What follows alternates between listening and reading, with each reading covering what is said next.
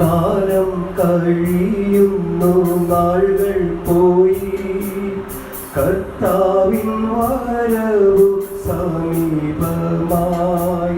കാലം കഴിയുന്നു, നാളുകൾ പോയി, കർത്താവിൻ വരവു സമീപമായി.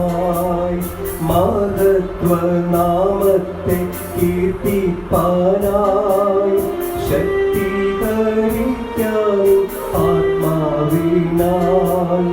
മഹത്വനാമത്തെ കീർത്തിപ്പാനായി ശക്തീകരിക്കാനും ആത്മാവിനാൽ.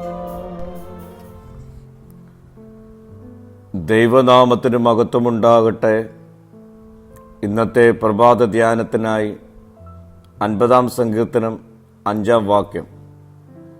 യാഗം കഴിച്ച് എന്നോട് നിയമം ചെയ്തവരായ എൻ്റെ വിശുദ്ധന്മാരെ എൻ്റെ അടുക്കൽ കൂട്ടുവീൻ. ദൈവം തൻ്റെ ജനത്തെ വിളിച്ചു കൂട്ടുന്നു. സാധാരണ ജനങ്ങളെയല്ല, തൻ്റെ വിശുദ്ധന്മാർ എന്നാണ് പറയുന്നത്. വിശുദ്ധന്മാർ എന്നത് പൂർണ്ണരായ ആളുകളല്ല, ദൈവത്തോട് ബന്ധം സ്ഥാപിച്ചവരാണ്. ദൈവം തൻ്റെ ജനത്തെ അറിയുന്നവനാണ്. ലോകം നമ്മെ മറന്നാലും ദൈവം തൻ്റെ ജനത്തെ അറിയുന്നു.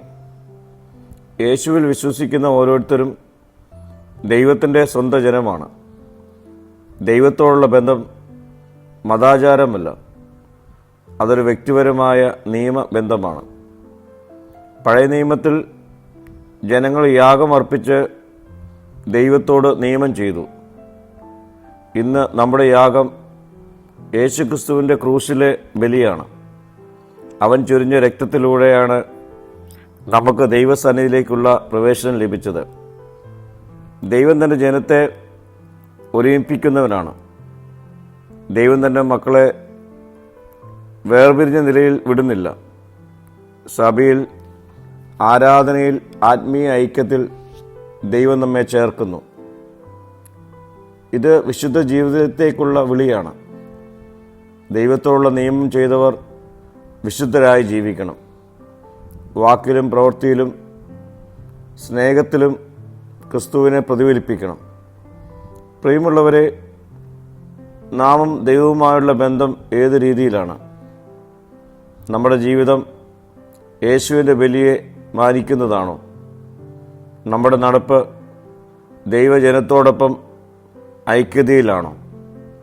ദൈവം ഇന്നും നമ്മെ വിളിച്ചുകൊണ്ടിരിക്കുകയാണ് ഒരു വിശുദ്ധ ജീവിതം നയിക്കുവാൻ. യേശുക്രിസ്തുവിലൂടെ ദൈവത്തോടുള്ള നിയമബന്ധത്തിൽ സ്ഥിരതയോടെ ജീവിപ്പാൻ ഈ നാളുകളിൽ നമ്മെ തന്നെ നമുക്കൊരുക്കാം. പ്രാർത്ഥിക്കാം. കർത്താവേ, നിൻ്റെ വിളി തിരിച്ചറിഞ്ഞ് ജീവിപ്പാനുള്ള കൃപ എനിക്ക് നൽകണമേ. മഹത്വം നീ എടുക്കണം. യേശുവിൻ്റെ നാമത്തിൽ തന്നെ. ആമീൻ.